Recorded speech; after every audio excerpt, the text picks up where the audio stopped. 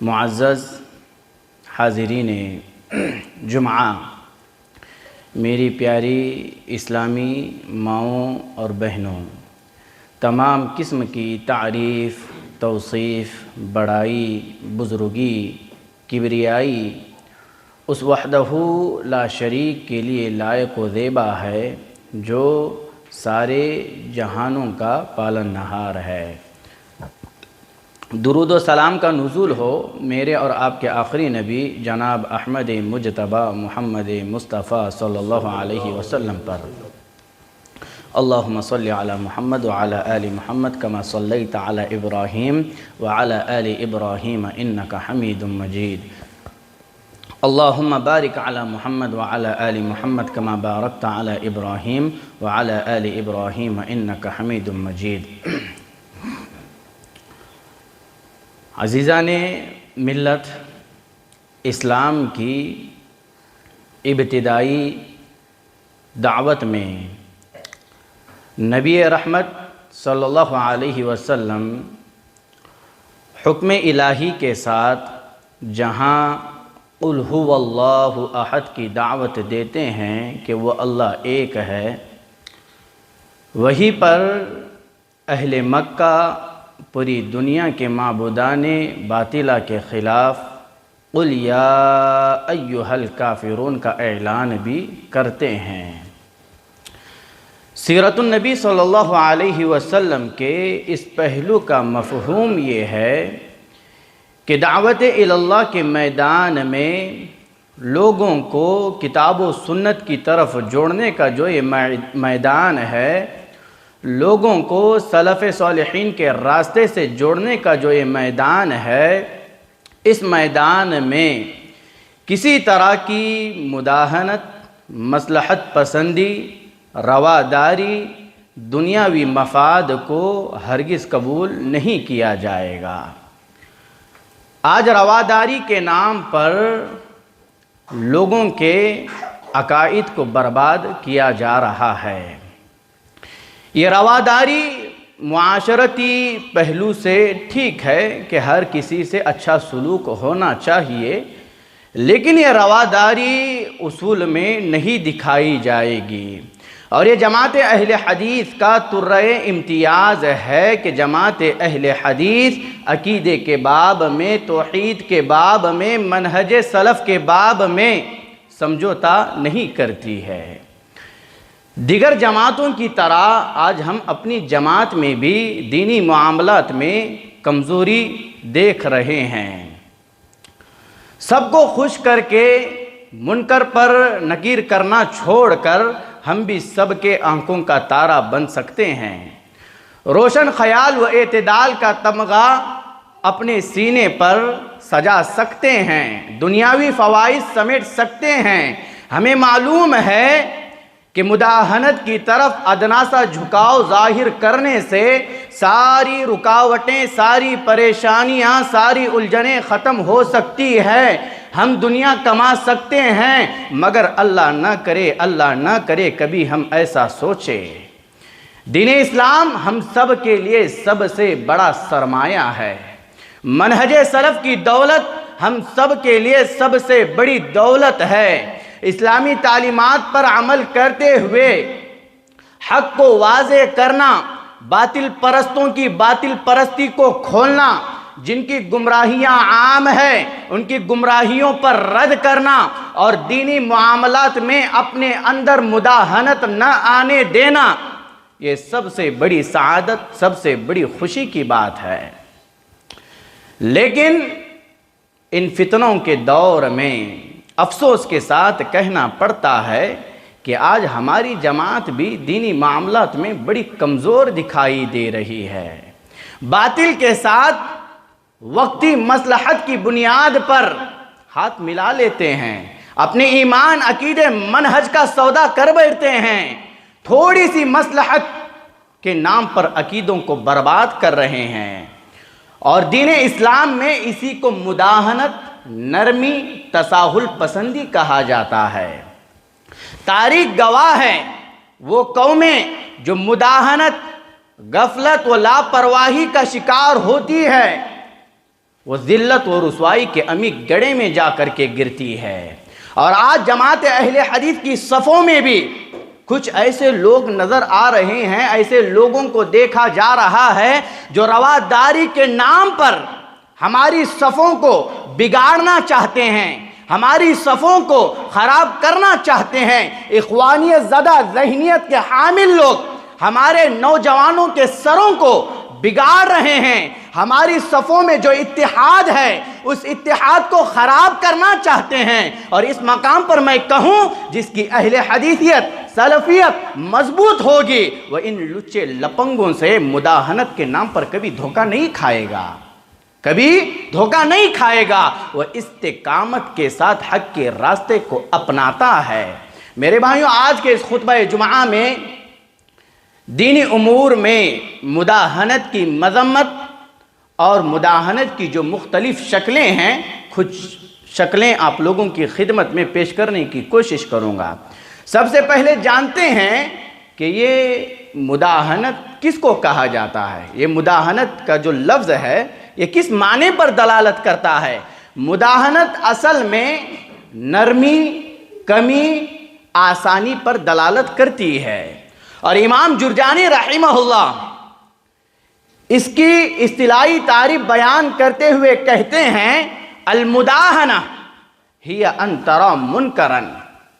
امام جرجانی رحمہ اللہ کہتے ہیں مداہنت یہ ہے کہ آدمی کسی منکر کو دیکھے یا برائی کو دیکھے اور اس کے پاس طاقت ہو، استطاعت ہو کہ وہ اس برائی کو دور کر سکتا ہے، اس منکر کو ہٹا سکتا ہے، لیکن اس کے باوجود بھی وہ اس منکر کو، اس برائی کو دور نہ کرے، اس منکر کا، اس برائی کا لحاظ کرتے ہوئے، اس منکر اور برائی کا کرنے والے کا لحاظ کرتے ہوئے یا کسی اور کا لحاظ کرتے ہوئے یا دینی معاملات میں بے پرواہی، لاپرواہی برتتے ہوئے، اس کو مداہنت کہا جاتا ہے۔ یعنی نرمی، آسانی، جو برائی کر رہا ہے اس کا لحاظ کیا جائے، یا اس کا نہیں تو کسی اور کا لحاظ کرتے ہوئے اس برائی کو روکا نہ جائے، اس کو مداہنت کہتے ہیں۔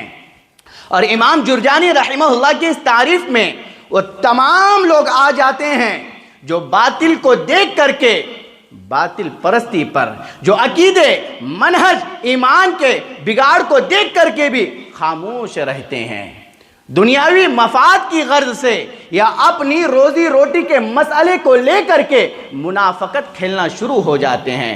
ایسی دوغلی پالیسی اختیار کرنے والے اور لوگوں سے جھوٹی تعریفیں بٹور کر ہماری اپنی جماعت اہل حدیث کی جڑوں کو کمزور کرنے والے لوگوں کو اللہ تعالیٰ کے اس فرمان کو سننا ہوگا۔ اللہ تعالیٰ اس مداہنت کی مذمت بیان کرتے ہوئے سورہ قلم کے اندر کہتا ہے وَدُّوا لَوْ تُدْهِنُ فَيُدْهِنُونَ۔ اللہ تعالیٰ نے کہا اے نبی صلی اللہ علیہ وسلم، یہ چاہتے ہیں کہ تو اپنے دین میں ذرا ڈھیلا ہو، تو یہ بھی اپنے دین میں ڈھیلے پڑ جائے۔ مطلب کیا ہے؟ اللہ تعالیٰ اپنے اس فرمان کے ذریعے سے یہ پیغام دینا چاہ رہا ہے کہ دینی معاملات میں کمپرومائز نہیں ہو سکتا ہے، دینی معاملات میں سمجھوتا نہیں ہو سکتا ہے، عقیدے کے باب میں سمجھوتا نہیں ہو سکتا ہے، منہج سلف کے باب میں سمجھوتا نہیں ہو سکتا ہے۔ یہ کفار، یہ مشرکین اللہ کے نبی صلی اللہ علیہ وسلم کے پاس آ کر کے کہہ رہے ہیں کہ تو ہمارے دین میں رعایت برتنا، نرمی کرنا، سمجھوتا کرنا، ہم بھی تیرے دین میں نرمی کریں گے، رعایت برتیں گے، سمجھوتا کریں گے، یعنی تو ہمیں کچھ نہیں کہنا، ہم تجھے کچھ نہیں کہیں گے۔ مطلب کیا ہے؟ لوگ تعزیہ داری کرتے رہیں، آپ خاموش رہیں، لوگ فلاں جگہوں پر جا کر کے حاضری دینا افضلیت والا عمل سمجھتے رہیں، آپ خاموش رہیں، لوگ فلاں کے ناموں پر لنگریں چڑھاتے رہیں، دیگیں چڑھاتے رہیں، آپ خاموش رہیں، لوگ گلی گلی میں شرکیہ اعمال پر مشتمل جلوسیں نکالتے رہیں، آپ خاموش رہیں، لوگ اللہ تعالیٰ کی زمین پر اللہ تعالیٰ کے ساتھ بغاوت کرتے رہے، اللہ تعالیٰ کی نافرمانی کرتے رہے، آپ خاموش رہے، لوگ اللہ تعالیٰ کی زمین پر اللہ تعالیٰ کے شریک بناتے رہے، آپ خاموش رہے، لوگ اللہ تعالیٰ کی زمین پر اللہ کو چھوڑ کر اوروں کو اپنا ملجا سمجھتے رہے آپ خاموش رہے، لوگ اللہ کی زمین پر شرک کی غلاظتوں کو پھیلاتے رہے آپ خاموش رہے، لوگ اللہ کی زمین پر نبی علیہ السلام کی سنتوں کے ساتھ کھلواڑ کرتے رہے آپ خاموش رہے، لوگ اللہ تعالیٰ کی زمین پر حضرات صحابہ اکرام رضی اللہ عنہم اجمعین کی زندگیوں پر زبان درازیاں کرتے رہے اور آپ مداہنت کے نام پر خاموش رہے۔ یہی کفار مشرکین اللہ کے نبی کے پاس آ کر کے کہے تھے، اے اللہ کے رسول آپ اپنے دینی معاملات میں خاموش رہے، آپ اپنا کرتے رہے، ہمیں کچھ نہیں کہنا، ہمیں نہ چھیڑنا، ہمارے باطل افکار و نظریات پر رد نہیں کرنا، آپ اپنا کرو ہم اپنا کریں گے، آپ ہمارے معبودوں کو کچھ نہیں کہنا، ہم آپ کو کچھ نہیں کہیں گے۔ یہی سلسلہ چلتا رہے گا۔ یہ دعوتی رکاوٹ کا سب سے بڑا اور بنیادی سبب ہے کہ آدمی اپنا کرے اور وہ اپنا کرے۔ ایسے دعوتی کام دور دراز تک نہیں پھیلتا ہے، یہ دعوتی جو اثرات ہے دور دراز تک نہیں پھیلتے ہیں، انہی حدود میں محصور ہو کر کے رہ جاتے ہیں۔ جب آپ حق کے ساتھ باطل پر رد کرو گے، بھلائی کے ساتھ برائی کو بھی بیان کرو گے، تو آپ کے دعوتی اثرات دور دراز تک پھیل جائیں گے۔ امام طبری رحمہ اللہ اس آیت کریمہ کی تفسیر میں کہتے ہیں وَدُّوا لَوْ تُرَخِّصَ لَهُمْ فَيُرَخِّصُونَ او تلینو فی دینک فیلینون فی دینہم۔ اے نبی صلی اللہ علیہ وسلم، ایک کفار یہ مشرکین چاہتے ہیں کہ ان کے لیے تو دین میں رعایت برتے، تو وہ بھی تیرے لیے رعایت دیں، یعنی تو اپنے دین میں نرم پڑے تو وہ بھی اپنے دین میں نرم پڑ جائے۔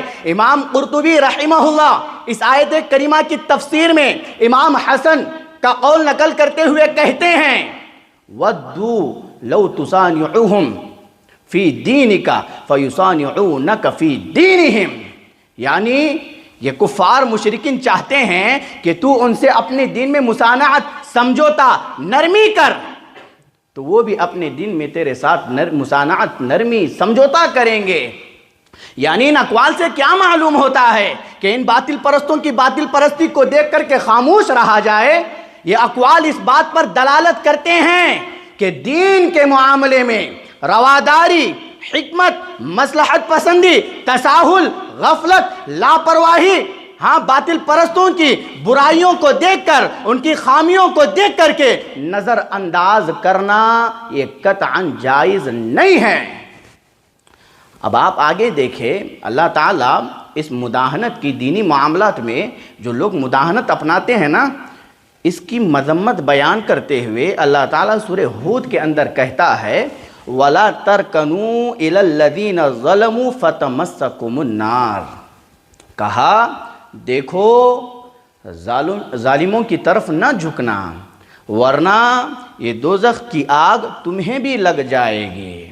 یعنی ان بد عقیدہ لوگوں کی بد عقیدگیوں پر خاموشی نہیں برتی جائے گی، ان مشرکوں کے مشرکانہ اعمال پر سمجھوتا نہیں ہوگا، اور جو لوگ قرآن مجید احادیث مبارکہ کی تعویلات کرتے ہیں، ان کے معنی و مطالب کو ان کی اصل سے پھیر کر کے اپنے معنی و مطالب بیان کرتے ہیں، اپنی من چاہی تفسیر کرتے ہیں، ایسے لوگوں سے رتی برابر بھی سمجھوتا نہیں ہوگا۔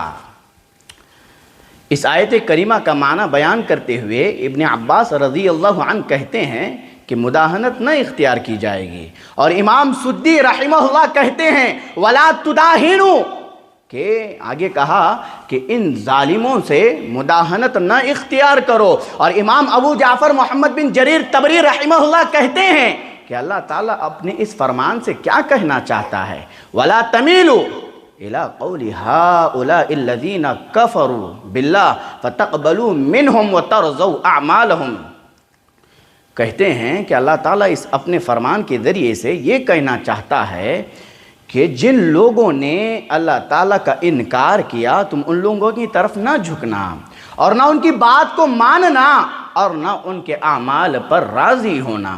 لوگ کہتے ہیں کہ مثبت انداز میں پیغامات دینے چاہیے، منفی پہلو نہیں ہونا چاہیے، بس اچھے انداز میں اچھے طریقے سے لوگوں کی ذہن سازی کرنی چاہیے۔ منفی پہلو آئے گا تو لوگوں کے دل ٹوٹ جائیں گے، اسی لیے منفی پہلو کو نکال دو۔ امام ابن القیم رحمہ اللہ کہتے ہیں کہ آدمی کے پاس محض اثبات ہو، صرف بھلائیاں ہی بیان کر رہا ہے اور نفی نہیں ہے، تو اس کی توحید مکمل نہیں ہے، اس کی توحید مکمل نہیں ہے۔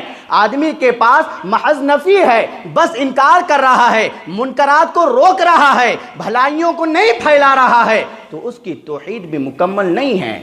جب یہ دونوں چیزیں جمع ہوں گی تو آدمی کی توحید مکمل ہوگی۔ اس بات بھی ہونا چاہیے، نفی بھی ہونا چاہیے۔ اللہ کے رسول صلی اللہ علیہ وسلم نے دینی معاملات میں اس مداہنت کی مذمت بیان کرتے ہوئے کہا، جو لوگ معصیت کو، برائیوں کو دیکھ کر کے بھی خاموش رہتے ہیں، عقدی بگاڑ کو دیکھ کر، منہجی بگاڑ کو دیکھ کر کے بھی اپنے زبانوں پر تالا لگاتے ہیں، جبکہ ان کے پاس طاقت استطاعت موجود ہے، اس کے باوجود کچھ نہیں کرتے ہیں، تو اللہ کے رسول صلی اللہ علیہ وسلم نے کہا، سنن ابو داؤد کی روایت ہے، کہا کہ ما من رجل یکون فی قوم یعمل فیہم بالمعاصی، کہا کہ جو کوئی آدمی کسی ایسی قوم میں رہتا ہے اور اس قوم میں گناہ کے کام کیے جاتے ہیں، گناہ کے کام کیے جاتے ہیں، اب اس آدمی کے پاس اس بات کی استطاعت ہے، طاقت ہے کہ آدمی ان برائیوں کو، ان گناہوں کے کاموں کو روک سکے، لیکن اس کے باوجود وہ ان برائیوں کو، ان گناہ کے کاموں کو روکتا نہیں ہے، تو کہا کہ الا اصابہم اللہ بعذاب من قبل ان یموتوا، کہ اللہ تعالیٰ ایسے شخص کو مرنے سے پہلے کسی نہ کسی عذاب میں ضرور مبتلا کر دیتا ہے۔ رسم و رواج کا دور ہے اور ہماری قوم رسم و رواج میں ڈوبے جا رہی ہے۔ بچہ پیدا ہونے سے لے کر، ماں کی گود سے لے کر شادی تک، شادی سے لے کر کے قبر میں اتارے جانے تک رسم رواج اسی میں ڈوبے ہوئے ہیں۔ بچہ پیدا ہوا، فلانا فلاں رسم، شادی بیاہ کا موقع کیا آ گیا، ہلدی کی رسم، مہندی کی رسم، طرح طرح کے ہندوانہ رسومات ہماری مسلم قوم میں پائے جاتے ہیں، اور قبر میں اتارے جانے سے پہلے بھی رسموں سے یہ قوم رکتی نہیں ہے، رواج کی بات کرتی ہے، پہلے سے چلا آ رہا ہے، اسی کی بات کرتی ہوئی دکھائی دیتی ہے۔ اللہ کے نبی نے کہا، یہ ساری چیزیں آپ دیکھ رہے ہیں، آپ کے گھروں میں یہ چیزیں پائی جا رہی ہے، آپ کے معاشرے میں پائی جا رہی ہے، آپ کے پاس طاقت ہے، آپ اثر رسوخ رکھتے ہو، اس کے باوجود کچھ نہیں کر سک رہے ہیں، تو اللہ کے نبی نے کہا الا اصابہم اللہ بعذاب من قبل ان یموتوا، کہ اللہ تعالیٰ ایسے شخص کو مرنے سے پہلے کسی نہ کسی عذاب میں ضرور مبتلا کر دیتا ہے۔ اللہ تعالیٰ اس پر عذاب مسلط کر دیتا ہے جو ان برائیوں کو دیکھ کر کے بھی خاموشی برتتا ہے، خاموش رہتا ہے۔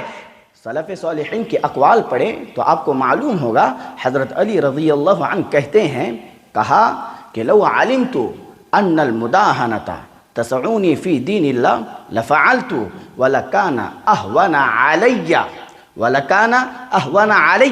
فی المؤونۃ ولكن اللہ لم يرضى من اہل القرآن بالادہات والسکوت واللہ یعصى۔ حضرت علی رضی اللہ عنہ کہتے ہیں کہ اگر مجھے معلوم ہوتا کہ دین میں چاپلوسی، مداہنت میرے لیے روا ہے تو میں اس کو اپناتا۔ کیوں؟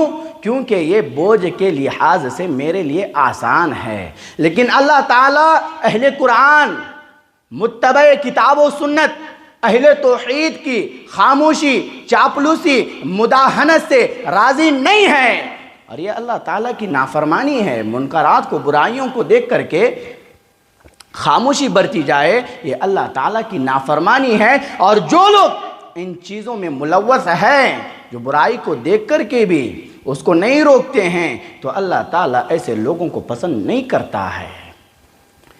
آپ صحابہ اکرام رضی اللہ عنہم اجمعین کی زندگیوں کو پڑھیں، آپ کو معلوم ہوگا کہ حضرات صحابہ اکرام رضی اللہ عنہم اجمعین دینی معاملات میں کبھی مداہنت نہیں دکھائی ہے۔ حضرت ابو بکر صدیق رضی اللہ عنہ نرم گوشہ رکھنے والے ہیں، ہاں، لیکن جب بات دین کی آتی ہے تو ان کے جذبات، ان کی غیرت دیکھیں۔ اللہ کے نبی علیہ السلام کی وفات کے بعد حضرت ابو بکر صدیق رضی اللہ عنہ کے دور خلافت میں جب مانعین زکوٰۃ دینے سے انکار کرنے والے لوگوں کا جب فتنہ اٹھا تو کیا حضرت ابو بکر صدیق رضی اللہ عنہ خاموش رہے؟ کیا کہا؟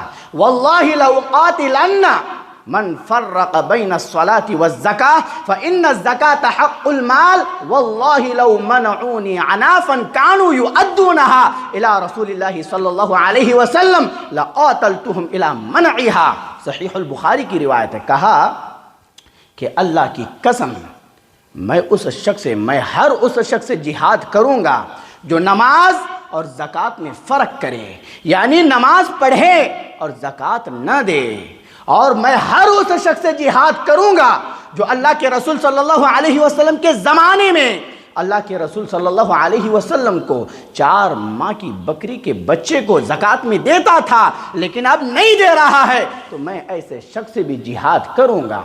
نہیں خاموش رہے، کیا بتایا؟ کہ یہی بتایا کہ دینی معاملات میں مداہنت، نرمی، تساہل پسندی یہ نہیں چلے گی، یہ نہیں چلے گی۔ امام احمد بن حنبل رحمہ اللہ کا واقعہ بڑا معروف و مشہور ہے۔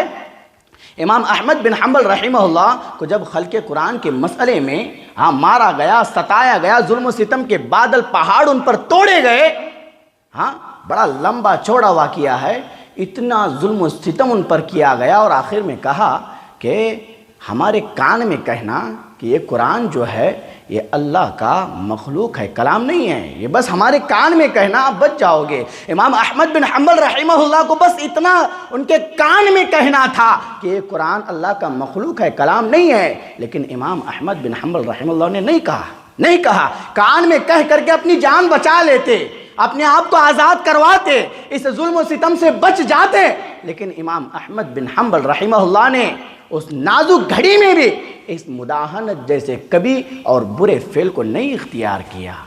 کہا آخر تک یہی بات کہی کہ یہ کلام، یہ قرآن مجید یہ اللہ کا کلام ہے، یہ مخلوق نہیں ہے۔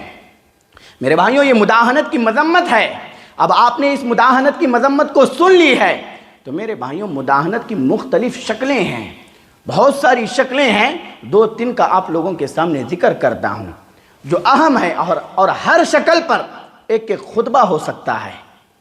پہلی شکل کیا ہے کہ اہل بدعت، گمراہ افکار و نظریات کے حاملین جو حضرات ہے ان کی تعریف کرنا، یہ مداہنت کی شکلوں میں سے پہلی شکل ہے کہ باطل افکار و نظریات کے جو حاملین حضرات ہیں، جو یوٹیوب پر چھائے ہوئے ہیں، ایسے لوگوں کی تعریفیں کرنا، ان کی برائیوں کو، خامیوں کو چھپانا، ان کی اچھائیوں کو اچھالنا، اور لوگوں کو ان کی کتابوں کی طرف، ان کی تحریروں کی طرف، ان کی بیانات کی طرف رہنمائی کرنا، یہ مداہنت کی پہلی شکل ہے۔ مبتدعین جنہوں نے بدعتوں کو ایجاد کیا ہے، اور یہ لوگ اپنی بدعتوں کے ذریعے سے، اپنی گمراہیوں کے ذریعے سے لوگوں کے صحیح عقیدوں سے کھیل رہے ہیں، لوگوں کے صحیح عقیدوں کو زمین بوس کر رہے ہیں۔ اب ایسے گمراہ شخصیتوں، بدعت پرستوں سے تعامل، محبت کو اگر کوئی جائز سمجھتا ہے تو اس بات کو کان کھول کر کے سن لیجئے گا، ایسا شخص دینی معاملات میں، دین کے ایک اہم مسئلے میں بدعت کی تردید میں مداہنت کو اپنا لیا ہے۔ ان بدعت پرستوں کی گمراہیاں، ان عقل پرستوں کی عقل پرستی پھیلی ہوئی ہے، ہر جگہ چھائی ہوئی ہے۔ اگر ان بدعتوں، ان مشرکانہ اعمال پر ہم نہیں کہیں گے، کچھ نہیں بولیں گے، خاموش رہیں گے تو یہ علماء حق کا طریقہ نہیں ہے۔ علماء حق کا طریقہ ہے، یہ سلف صالحین کا راستہ ہے یہ کہ ان عقل پرستوں کی عقل پرستی پر روک لگائی جائے، ان بدعتوں کی بدعت پرستی پر روک لگایا جائے۔ آج سوشل میڈیا کا دور ہے، ریلوں کا زمانہ ہے، ریلوں سے کون بچا ہوا ہے؟ بوڑھا، نوجوان، بچہ، ہر کوئی ریلیں بھگا کر کے دیکھتا ہے، اور ان ریلوں کو بھگاتے ہوئے ایسے گمراہ شخصیتوں کو دیکھنے کو ملتا ہے۔ ایسے گمراہ شخصیتوں کو ہمارے بڑے بوڑھے نوجوان سب سن رہے ہیں، جن کی گمراہیاں عیاں ہیں، جن کی گمراہیاں واضح ہیں۔ مثال کے طور پر ڈاکٹر اسرار کو سنا جاتا ہے یہ کون شخص ہے، یہ کون سا آدمی ہے؟ یہ وہ آدمی ہے جس کے یہاں پر عقدی انحراف پایا جاتا ہے، جس کے یہاں پر بدعتیوں، جس کے یہاں پر گمراہیوں کا، غلط افکار کا، نظریات کا سیلاب پایا جاتا ہے۔ اب ایسے شخص کو تعارف کرایا گیا مفسر قرآن کے طور پر، اور ایسے شخص کا تعارف ہی ایک گمراہ شخص کے اسٹیج سے ہوتا ہے۔ اب لوگ اس کو مفسر قرآن کہتے ہیں، ہاں، جن کی ساری تفسیر عقل پر مبنی ہے۔ کس پر؟ عقل پر مبنی ہے، سلف صالحین کے طریقے پر نہیں، جو وحدت الوجود کا قائل ہے۔ علماء کہتے ہیں کہ کفریہ عقائد میں سب سے بڑھ کر کے گہنونا عقیدہ اگر ہے تو وہ وحدت الوجود کا عقیدہ ہے، اور اسی عقیدے کو یہ پھیلانے والا شخص ہے۔ اب لوگ اس کو سنتے ہیں۔ اب اسی طریقے سے ڈاکٹر زبیر، ہاں، اخوانیت زدہ آدمی ہے، سلف صالحین پر تبرہ کرتا ہے، میٹھے بول میٹھے انداز کے ذریعے سے سحر بیانی کرتا ہے، اور ہمارے نوجوان ایسے گمراہ شخصیتوں کو سنتے ہیں، اور سنتے ہیں مطلب ان کو سننا گمراہی کو دعوت دینا ہے، گمراہی کو گلے لگانا ہے، اور جو اس میں پڑ جاتا ہے اس کا وہاں سے نکلنا بڑا مشکل ہو جاتا ہے۔ اسی لیے میں کہہ رہا ہوں کہ ایسے لوگوں کو اگر کوئی سنتے ہیں تو نہ سنیں۔ خالص علماء سلف کو جو کتاب و سنت کے مطابق اپنی دعوتوں کو پھیلاتے ہیں، انہیں علماء کو سنیں تو آپ بچیں گے گمراہیوں سے، ہر طرح کی گمراہی سے بچ جائیں گے۔ اگر آپ ایسے لوگوں کو سنیں گے تو آپ تمیز نہیں کر پائیں گے سچ کیا ہے، جھوٹ کیا ہے، حق کیا ہے، باطل کیا ہے، آپ کا معیار کیا ہے، آپ کے ذہن کا معیار کیا ہے۔ آپ ہر کسی کو پرکھ سکتے ہیں کہ کون حق کہہ رہا ہے، کون باطل ہے؟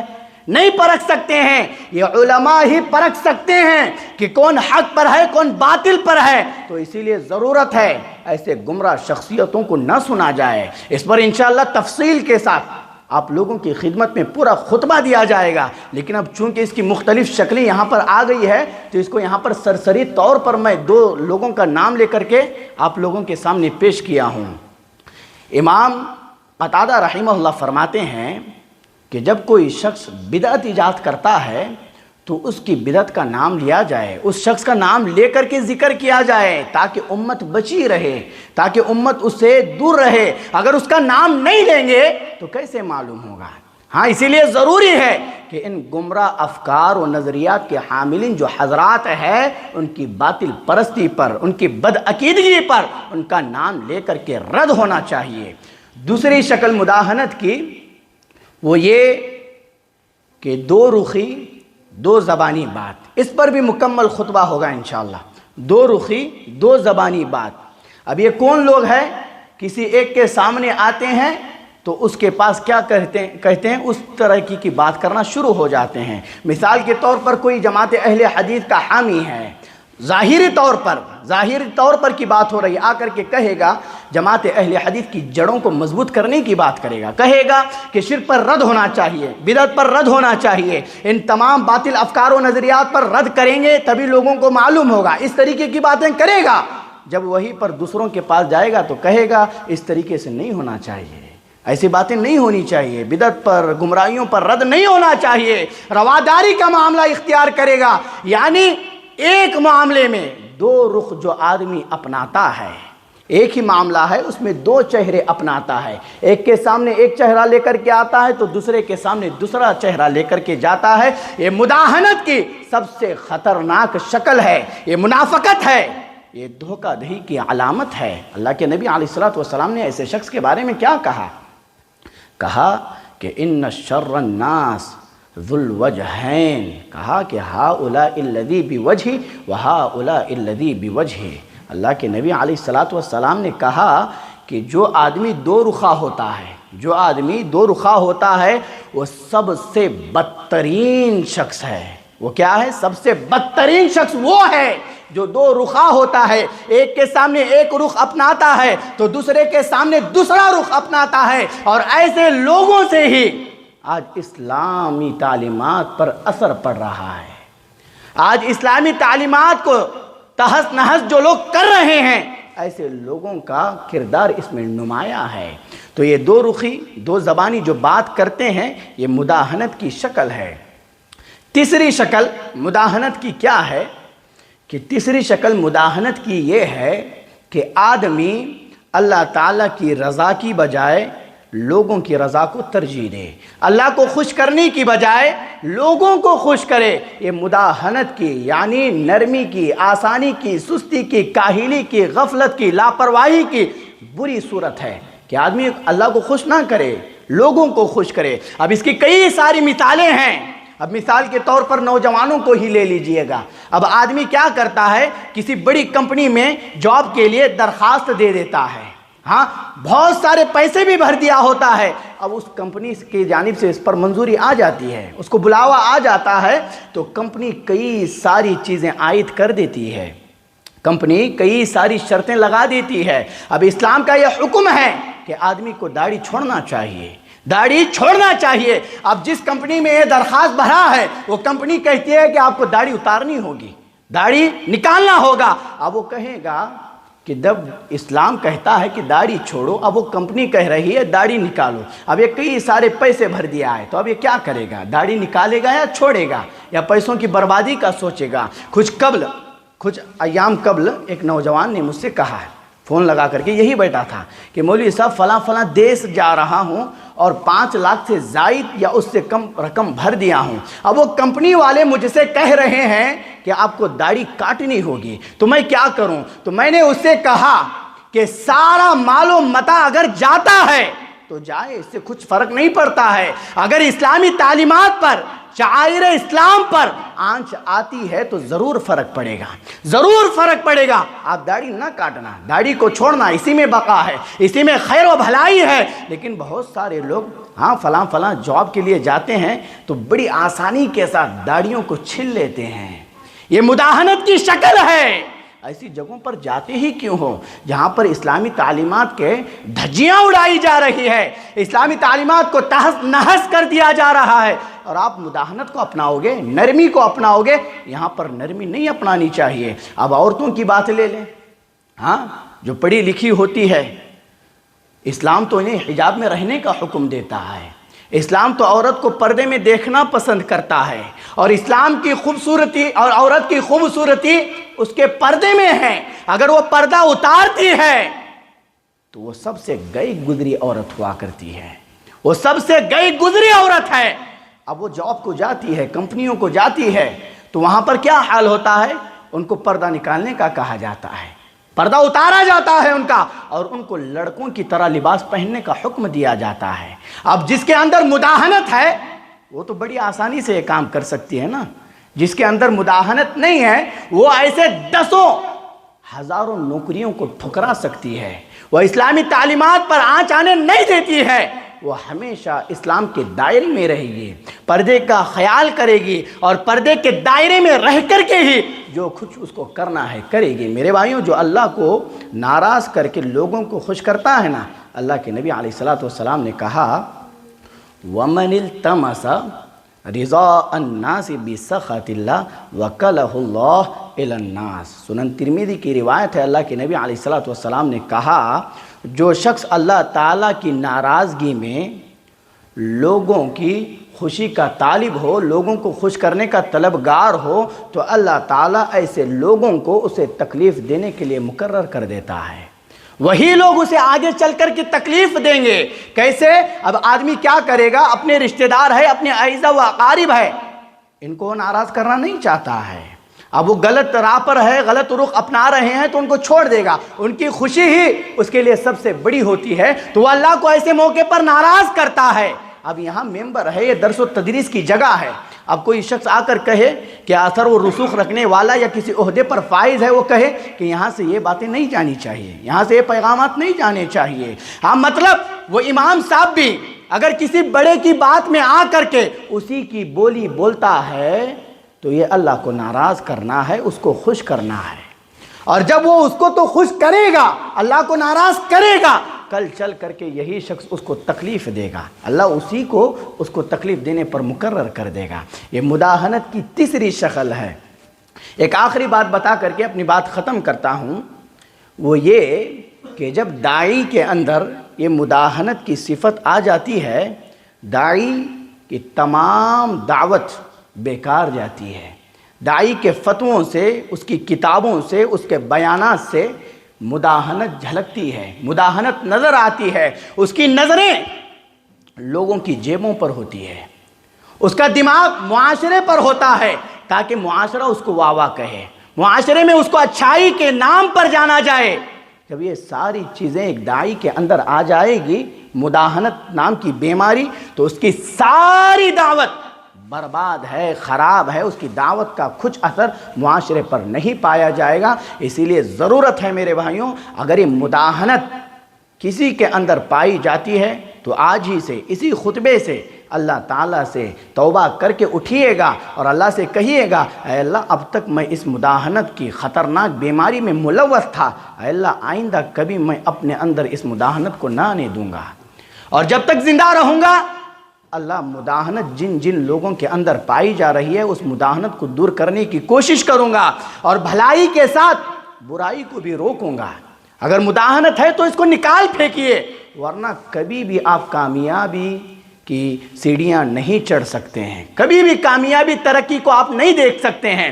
مداہنت جب تک آپ کے اندر ہے، مداہنت کو نکالیں گے، وقتی طور پر تکلیفیں، مصیبتیں، ہر طرح کی تکلیفیں آپ کو دی جائے گی، لیکن جب دور آئے گا تو آپ اچھائیاں ہی دیکھیں گے، آپ کی نسلیں آرام سے اس دن پر قائم و دائم رہے گی۔ شرط یہ ہے کہ آپ کو اپنے اندر سے مداہنت نکالنا ہوگا۔ مداہنت سمجھ گئے ہیں نا؟ مداہنت اسی کو کہا جاتا ہے نرمی، سستی، آسانی، کمی برتنا۔ دین کے معاملے میں آدمی کوئی چیز کرتا ہے، اب برائی ہے اور اس کو دیکھ رہے ہیں، دیکھ کر کے بھی خاموش رہے، کچھ نہ کہا جائے، چھوڑو اس کو اپنا کرنے دو، ہم اپنا کر لیں گے، یہی مداہنت ہے۔ یہ جب تک آپ کے اندر رہے گا، آپ کے اندر، آپ کے گھروں میں اور آپ کے گاؤں میں کبھی بھی سدھار پیدا نہیں ہو سکتا ہے۔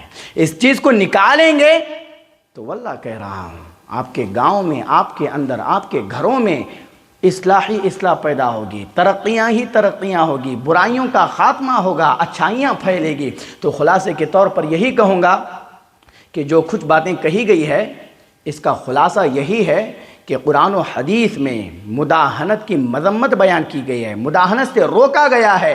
مداہنت یہ سب سے خطرناک چیز ہے جو دعوتی رکاوٹوں میں سبب پیدا کرتی ہے، اسی لیے مداہنت آدمی کے اندر نہیں ہونی چاہیے۔ سلف صالحین کے اقوال بھی اس پر دلالت کرتے ہیں کہ آدمی کے اندر مداہنت دینی معاملات میں نہیں ہونی چاہیے۔ یہی خلاصہ ہے۔ اللہ تعالیٰ سے دعا کرتے ہیں کہ الہ العالمین جو کچھ باتیں کہی گئی ہے مجھے اور ان تمامی حضرات کو ان باتوں پر عمل کرنے والا بنائے۔ اللہ تعالیٰ مجھے اور آپ کو جب تک زندہ رکھے، اسلام پر زندہ رکھے، جب میرے اور آپ کا خاتمہ ہو تو خاتمہ بالخیر فرمائے۔ ہم اللہ تعالیٰ سے دعا کرتے ہیں کہ ہمارے مسلمان بھائی جہاں جہاں پریشان حال ہے اللہ تعالیٰ ان کی پریشانیوں کو دور فرمائے۔ آمین و آخر دعوانا ان الحمدللہ رب العالمین۔